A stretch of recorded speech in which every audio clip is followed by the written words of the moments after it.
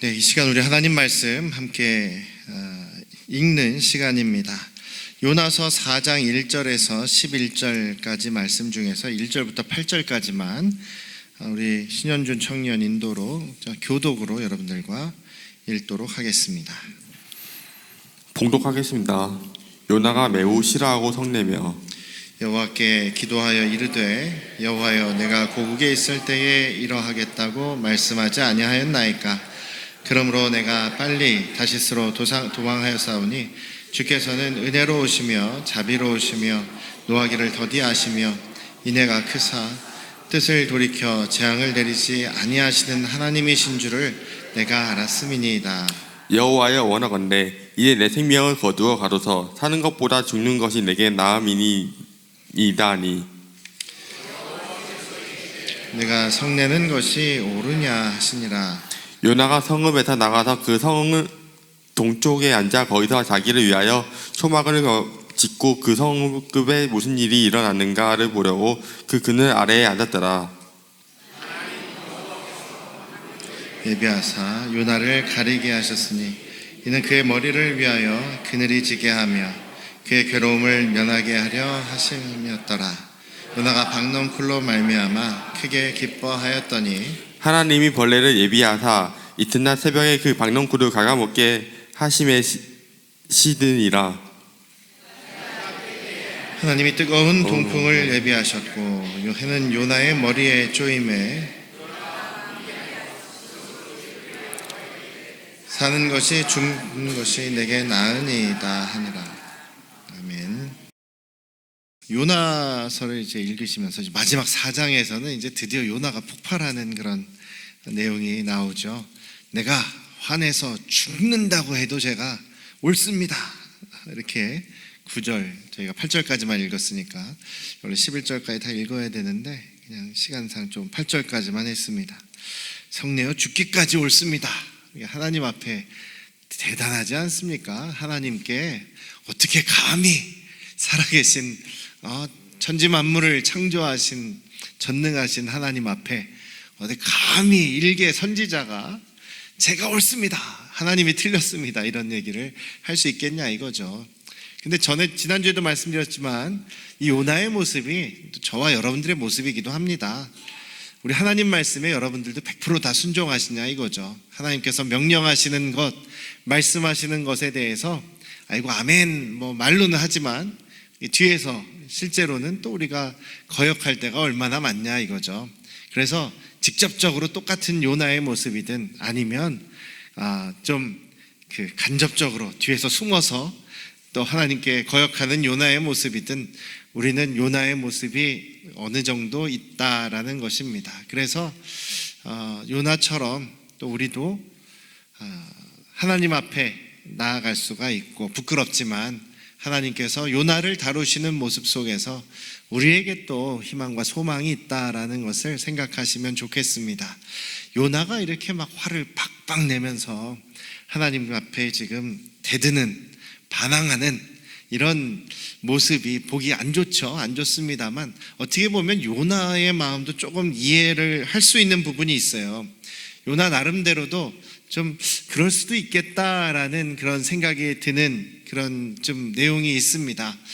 역사적으로 보면 이 니느웨는 아수르의 수도이죠. 아수르의 수도. 아수르는 자기의 조국을, 자기 민족의 나라를 멸망시키는 나라입니다. 니느웨는 그 나라의 수도예요. 그래서 아수르가 결국 북왕국 이스라엘을 멸망시킨다는 거죠. 그런데 그러니까 하나님의 심판을 선포하였는데 이들이 만약에 만에 하나라도 하나님 앞에 회개하잖아요. 겸손하게 회개하면 어떻습니까? 3장에 있는 것처럼 하나님께서 또 그들을 불쌍히 여기셔서 용서해 주시지 않습니까? 그러니까 요나 입장에서 자기가 이 심판을 선포했을 때 이들이 만에 하나라도 회개하고 하나님 앞에 겸손히 무릎 꿇었다가 하나님께서 그들을 용서하시고 회복시키시면 그들이 다시 하나님 앞에서 새로워지고 다시 그 나라가 하나가 되고 다시 어떻게 보면 강해질 수 있지 않습니까? 이 아수르가 강해지면 자기 나라를 또 괴롭힐 것 아니겠느냐, 또 우리를 무너뜨리지 않겠느냐라는 것이 그 요나의 생각입니다. 여러분들도 만약에 생각해 보십시오. 일제 강점기, 아니 아직 우리가 일본에게 망하지 않은 그때에 하나님께서 일본을 심판하시겠다, 멸망시키시겠다, 이렇게 여러분이 요나라고 생각하시고 여러분에게 말씀하셨다는 거예요.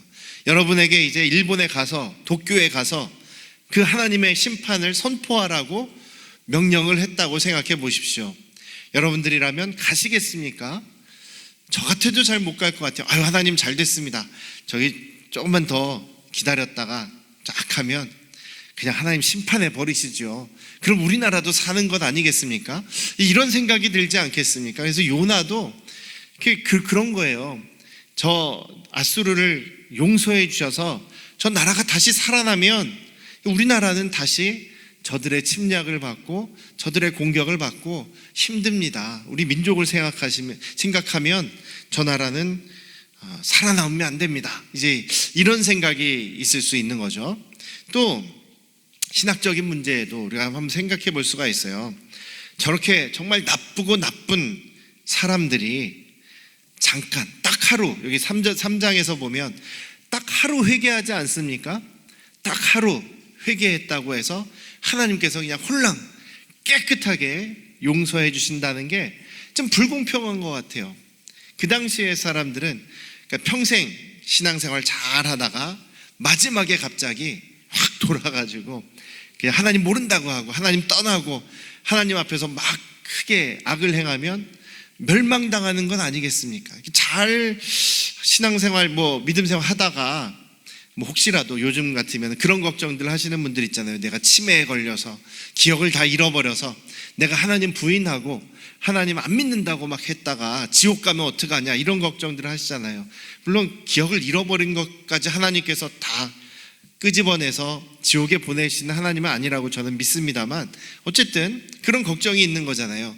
그런 것과 비교해 보면 약간 이거는 공평하지 않지 않습니까? 형평성에 어긋나는 건 아니겠습니까? 요즘 젊은 세대들이 가장 이제 우리 윗세대들에게 불만을 표현하는 것 중에 하나가 공평, 공정, 형평성, 이런 얘기를 참 많이 합니다. 지금 요나의 입장에서도 아니 그냥 저렇게 잠깐 회개했다고 쉽게 용서해 줄 수 있냐 이거죠. 물론 하나님께서는 그들의 마음을 아시니까 그들의 진정성을 다 보시겠죠. 그렇지만 어쨌든 인간적인 생각에서는 좀 그렇다 이겁니다. 또 한 가지, 성경의 구약에서는 그런 신학이 있죠. 하나님은 이스라엘의 하나님이시다. 하나님은 이스라엘만 알아주시고 이스라엘만 사랑하시고 이스라엘만 선택하시고 그 이스라엘의 하나님이시다. 그런데 어떻게 저 이방 나라, 다른 신을 섬기든 저 이방 나라를 용서하실 수 있느냐, 어떻게 저 민족을 사랑하실 수 있느냐, 이거 하나님 이거 안 맞는 것 아닙니까? 이런 생각을 요나가 할 수 있다는 것이죠. 또 이런 생각도 해볼 수 있습니다. 마지막으로 요나가 집에 돌아갈 수 있었을까요? 자기 고향으로 돌아갈 수 있었을까요? 생각해 보십시오. 지금 요나가 어쨌든 선포를 해서 어쨌든 니느웨가 다 회개를 했습니다. 그 나라가 뒤집어졌어요. 하나님을 믿고 하나님 앞에 다 회개했습니다. 그래서 하나님께서 심판을 내리시지 않으셨어요. 아수르가 살아났죠. 아수르가 다시 하나가 됩니다. 강해집니다.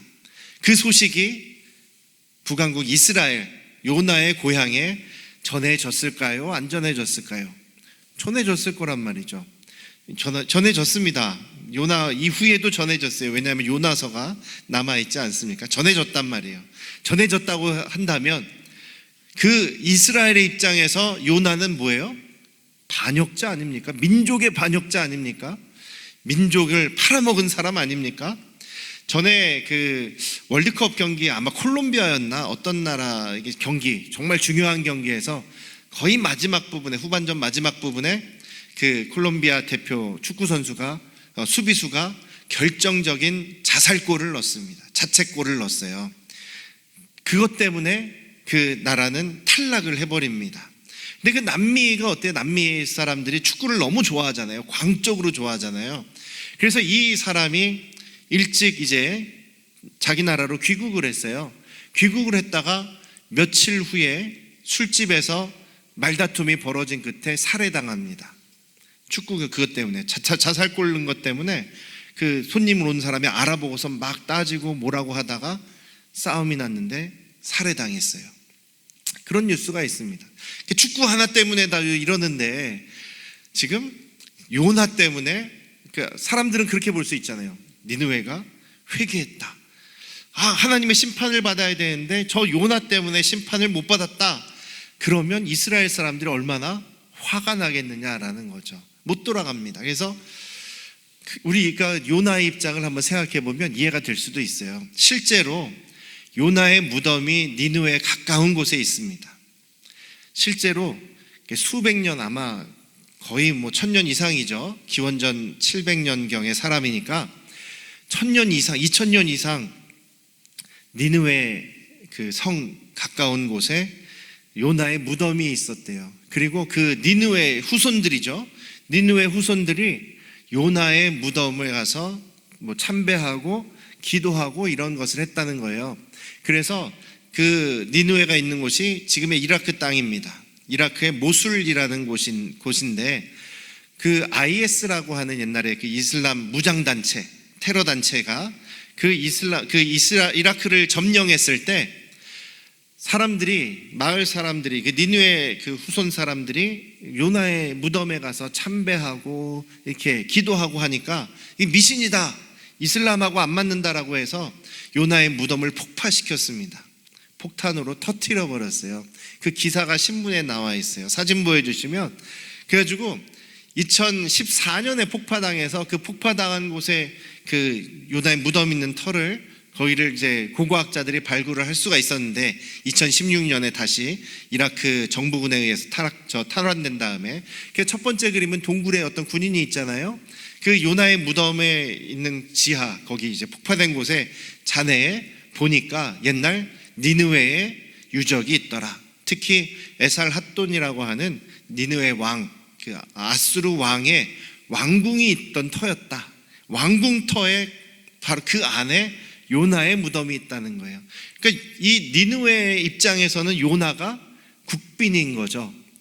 요나의 무덤이 거기 있다는 거예요. 지금까지도 요나를 그렇게 기억했다는 겁니다. 밑에 있는 그런 글씨들은 그때 요나의 시대, 그 니느웨 시대를 기록한 글이에요. 그때 당시에 이야기들이 적혀 있는 그런 기록이라는 거예요.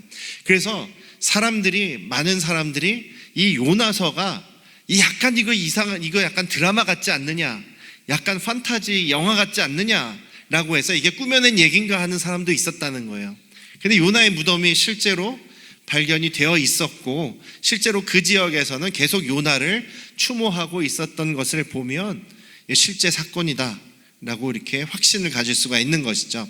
그래서 옆에 있는 왕궁이 있는 그런 도시는 요나의 무덤이 있는 그런 그 니느웨 앞에 이제 모술이라는 지역의 사진이에요. 저 앞에 저쪽 멀리 보이는, 잘 안 보일 텐데 그 왕궁터, 거기가 이제 옛날 니느웨 성 자리다, 이렇게 이야기를 하고 있습니다. 그러니까 이거는 고고학적인 거예요. 이 성경에는 안 나오는데 어쨌든 그냥 우리가 상식적으로 아는 이야기라면 니느웨 그 요나가 못 들어갔을 수도 있을 거예요.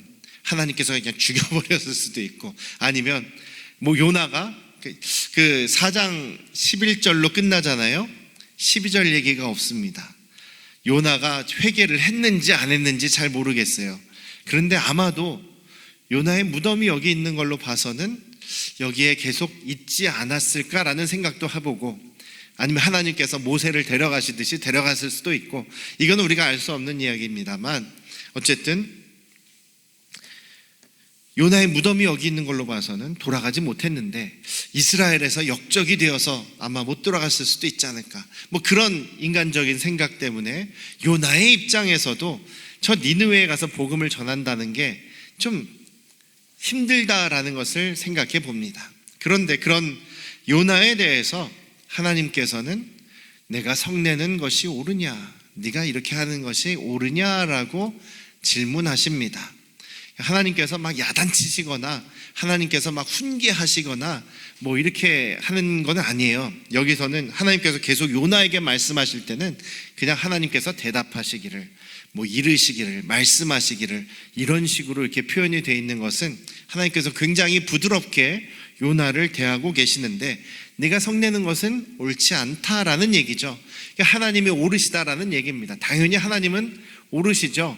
근데 우리가 하나님이 옳으신다라는 것에 대해서 이 요나서에서의 하나님이 옳다라는 것을 우리가 몇 가지 생각해 볼 수가 있어요. 첫 번째로는 하나님은 옳으시죠. 그것이 믿음 아닙니까?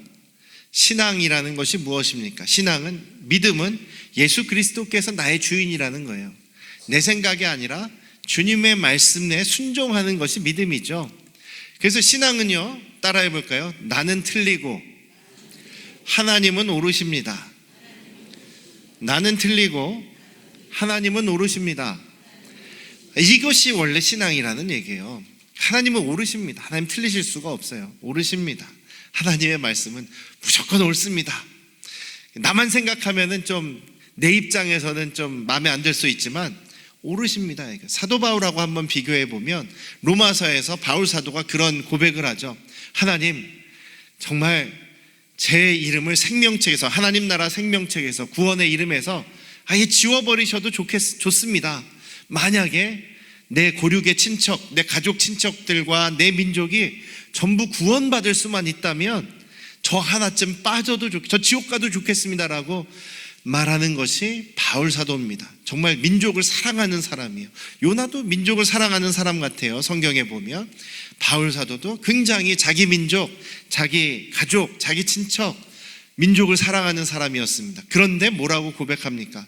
그렇지만 하나님께서, 예수님께서 나보러 너의 민족이 아니라 이방인에게 가야 한다. 너는 이방인의 사도다. 너는 이방인에게 복음을 전해야 한다라고 하시니 저는 마음상으로는 더 가족과 민족에게 더 가고 싶지만 주님께서 가라고 하시니 저는 가겠습니다. 이게 바울 사도의 고백이거든요.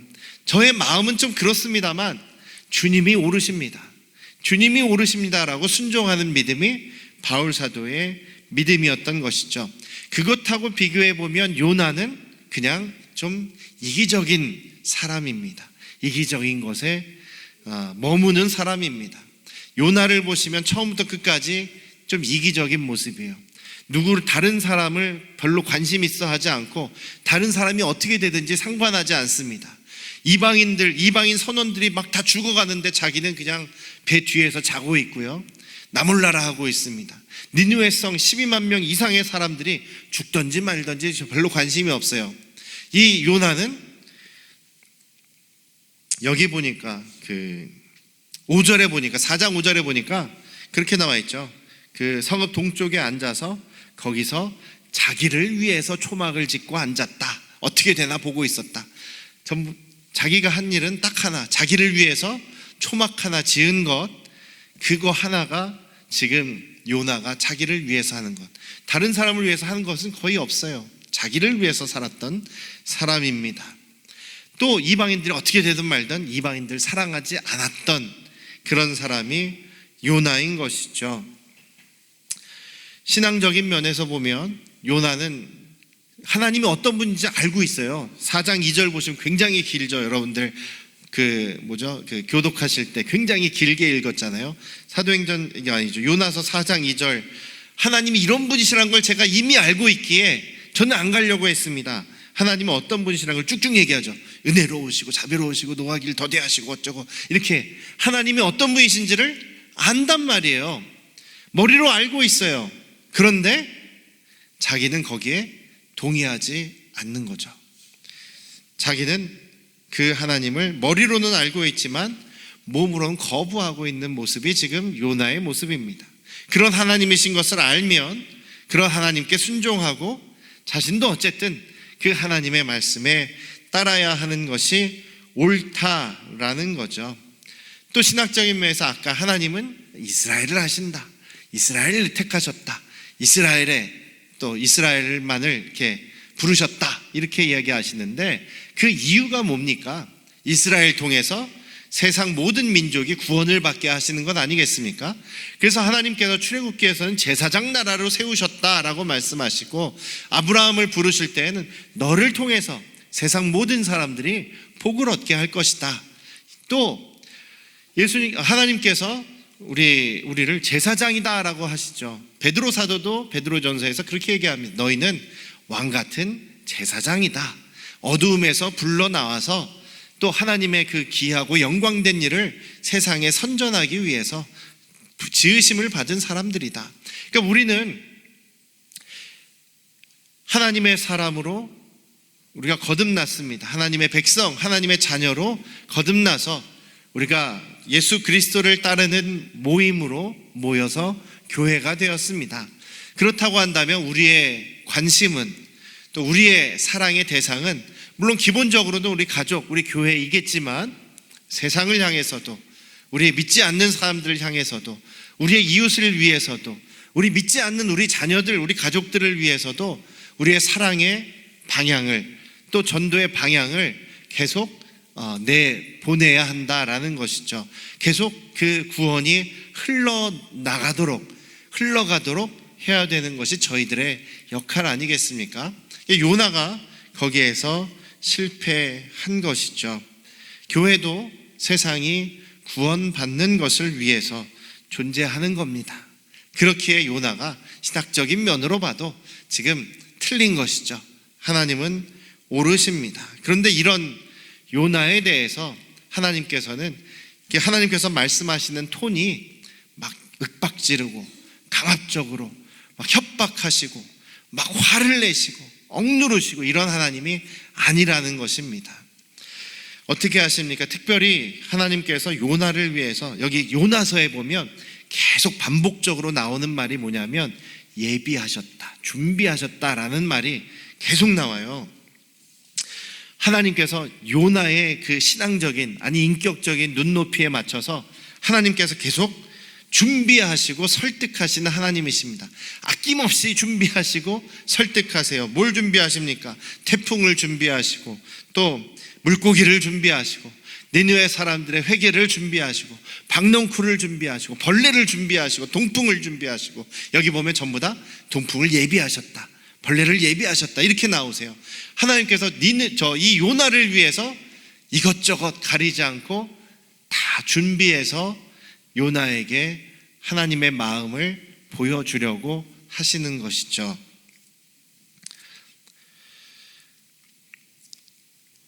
그러니까 하나님이시라면 막 윽박지르면서 뭐 강압적으로 너 말 안 들어? 너 죽어? 하면서 막 이렇게 하실 수 있을 것 같은데, 하나님은 절대로 그렇게 하지 않으십니다. 준비하시고 이렇게 계속 보여주시고 설득하시고 낮아지시고 받아주시고 품어주신 하나님, 이것의 결정적인 모습이 뭡니까? 십자가의 예수님 아닙니까? 구원하기 위해서, 요나의 마음을 돌리시기 위해서, 우리를 구원하시기 위해서 친히 수치와 모욕과 부끄러움과 모든 것을 다 감당하시고 십자가에서 우리를 위해서 죽으신 그 십자가의 예수님의 모습이야말로 하나님의 마음을 보여주시는 극치의 모습이죠. 성화에, 십자가에 달리신 예수님의 성화를 보면 다 예수님 그래도 속옷 하나는 걸치고 계시는데요, 실제로는 빨개 벗겨져 있어요. 그 십자가의 죄인, 십자가에 달려서 모든 사람들이 볼 수 있는 그런 큰 길에, 대로에 달려있기도 하고, 여기는 골고다 언덕에 달려서 많은 사람들이 지켜보는 가운데 빨개 벗고 십자가에 달려가지고 그 죽어가는 그 시간을 사람들이 뭐 하는 거예요? 별별 욕을 다 했을 거예요. 별별 모욕과 별별 조롱과 별별 모욕적인 말을 다 하셨을 거라고요. 그럼 왜 그거를 참고 계십니까?